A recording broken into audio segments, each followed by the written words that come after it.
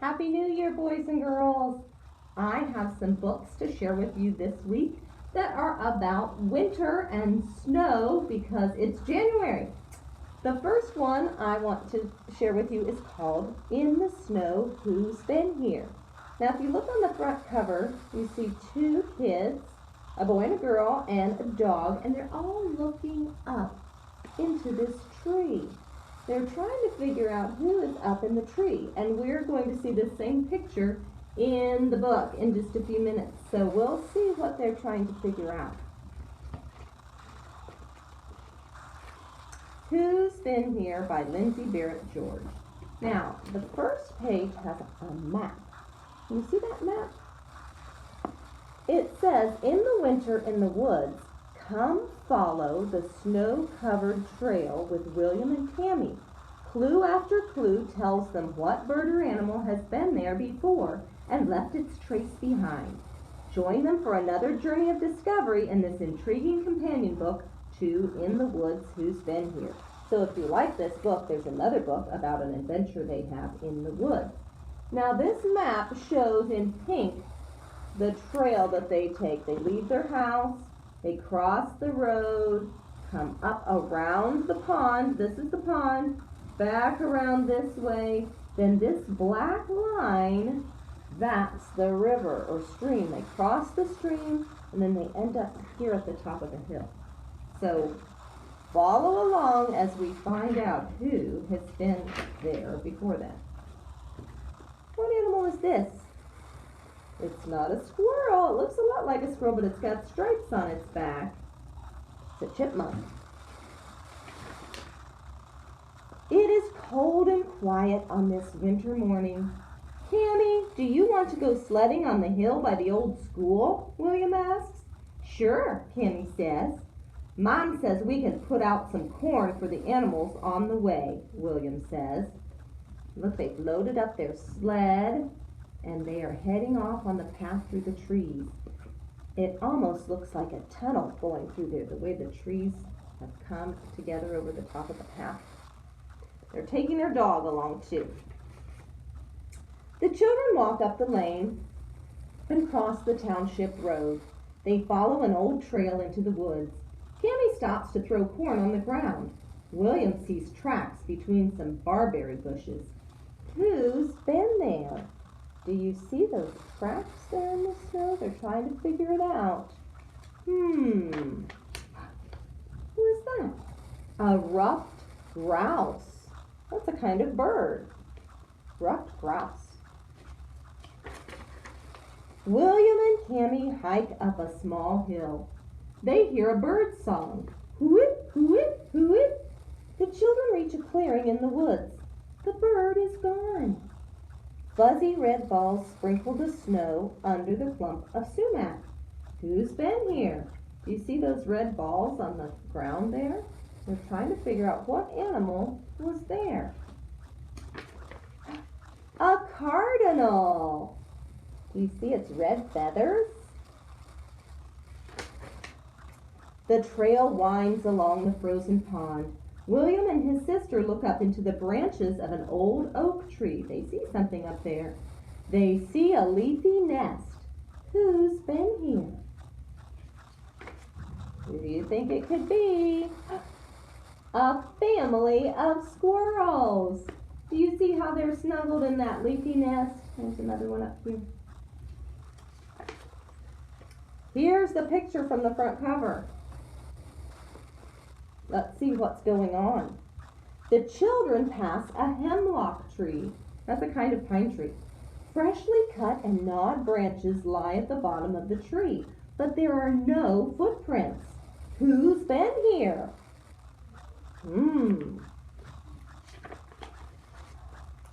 What is that? It has sharp quills on its back. A porcupine. Let's put the rest of the corn under that white pine tree, Tammy says. They spread the corn and find a pellet of feathers and bones at the base of the tree. Who's been here? Now this animal eats small things like mice and rats and It can't digest the bones, or if it eats a little bird, it can't eat the feather. It can't digest the feathers, so it coughs them back up in a pellet. Do you know what kind of animal that might be? What is that? A great horned owl. William stops the toboggan. Now, toboggan is another name for sled. That big sled they took into the woods is called a toboggan. He sees a small hole in the snow. It is the entrance to a tunnel. Broken acorn shells surround the hole. Who's been here? Who likes to eat acorns, but tunnels under the ground? Squirrels like acorns, but we already found the squirrel. It lives in a nest high up in the tree. Who is that? Yes, a chipmunk. Do you see its stripy fur, the stripes on its back? A chipmunk makes tunnels under the ground. William and Cammie follow the trail down to the brook. Brook is another word for a stream or a river. It's a little river. They see tracks going in and out of the water. William finds a fish head on the bank. Who's been here? What animal would like to eat fish that lives near the river? A mink and a trout. So a trout is the fish it was eating, and a mink is the animal that was there.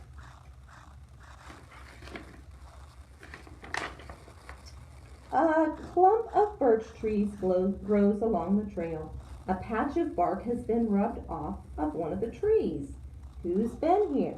Now, if you look at that tree bark, it's been rubbed away. And there's an animal that rubs its antlers, that's a clue there, along the bark. Do you see that deer? Well, the boy deer with the antlers is called a buck. And that is what they can figure out has been there before, because the buck was rubbing its antlers on the bark of the tree. The trail passes through a gate in a stone wall and ends in an open field at the top of the hill. We're here, William says, and it's a long way down. Cammie finds a toboggan with a thermos of hot chocolate, 3 cups, and some donuts. I wonder who's been here, she asks. But William knows. Who do you think might show up ahead of them and leave donuts and hot chocolate?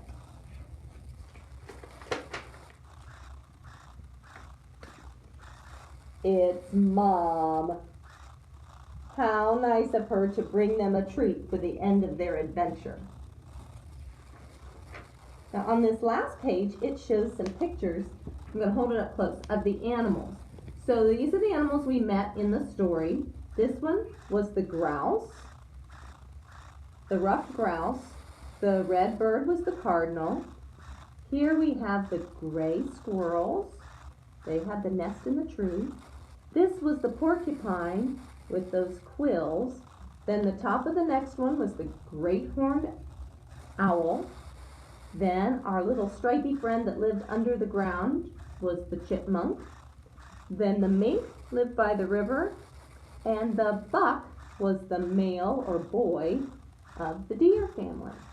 So we met quite a few interesting animals in this story that have been out and about in the snow. Plus, Cammie and William like to be out in the snow. I don't know if we'll get any snow for you all to play in or not, but they found some interesting animals, and I'm going to work on some of those words with you. Let me see, I'm going to lift this up just a little bit so maybe we can see this a little bit better. Okay, there we go. I have some words here, and the first word I have is owl. O-W-L. Those are all capital letters. But I have some snowflakes that have lowercase letters on them that are going to match. Let's see if I can. What's this letter? Lowercase L. This one, W, and this one, O. Capital O and lowercase o look about the same, and so do W. O-W-L spells owl. And that was one of the animals that Cammie and William met, the great horned owl. Okay, let's see this next one. This is all capital letters, B-U-C-K. And then I have the lowercase letters. What's this one? B. What's this letter? K. Little b looks different than big B, but little k and big K look pretty similar. And the same with lowercase c and lowercase u. They look pretty similar. But B-U-C-K. Very good. All right, let's go ahead and do a quick poem, and then I have one more story to share with you. This is a poem that I like a lot for winter. It's called The Snowman. So I want you to practice this with me, and we'll do it next time too. So you're going to start your arms out rolling. Roll him until he is big. Roll him until he is fat as a pig. He has 2 eyes and a hat on his head. He'll stand there all night while we go to bed. Okay, now that you've seen it, let's try it together. Okay, I'll speak over a little bit more. Roll him until he is big. Roll him until he is fat as a pig. He has 2 eyes and a hat on his head. He'll stand there all night while we go to bed. All right, that's our snowman poem. Now I have one more story for you, and this one's called A Loud Winter's Nap. Do you see the tortoise on the front there? He is trying to sleep through the winter because he doesn't like winter, but he keeps getting interrupted. A Loud Winter's Nap by Katie Hudson. All kinds of things there. Do not disturb until spring. Here's a sign. Let's see. This is a carrot from Rabbit. It says Tortoise and the Hare. He's got some books. Tortoise's hibernation. Tortoise had just snuggled in for his long winter nap when, so look, he's got his bed here in the tree. He's got a blanket, his lantern. It says, do not disturb until spring. All ready to snuggle in. Until, let's see, what happens? Hello there, Tortoise, chirped Robin. Would you like to join our singing class? No, grumbled Tortoise. I was trying to sleep. Tortoises don't like winter. Why not? Chirped Robin. They just don't, said Tortoise, and he packed up and left in search of a quieter home. So the robins were having their singing class next door to Tortoise. And he couldn't get any sleep with all that chirping going on. Tortoise snuggled down in his new bed, so he's found another place. He's got his tent all hooked up, do not disturb until spring. He was just about to close his eyes when tap, tap, tap, tap, tap, tap, tap, tap, tap, tap, tap, tap, tap, tap, tap. Hiya, Tortoise. Would you like to make some ice sculptures with me? Asked Rabbit. No, groaned Tortoise. I was trying to sleep. Tortoises don't like winter. Why not? Asked Rabbit. They just don't, said Tortoise, and he packed up again. So look at those pretty ice sculptures that Rabbit has made. That's cool. But Tortoise doesn't care because he's just trying to get some sleep. Tortoise trudged through the snow and found a new napping spot. Again, Tortoise snuggled down in his new bed. He was just about to close his eyes when, now he's made a hammock. He's strung up his bed between two trees, ready to take a nap, when, thud, pat. Hey, Tortoise, would you like to play in our snowball fight? Asked Squirrel. No, Tortoise said angrily. I'm trying to sleep.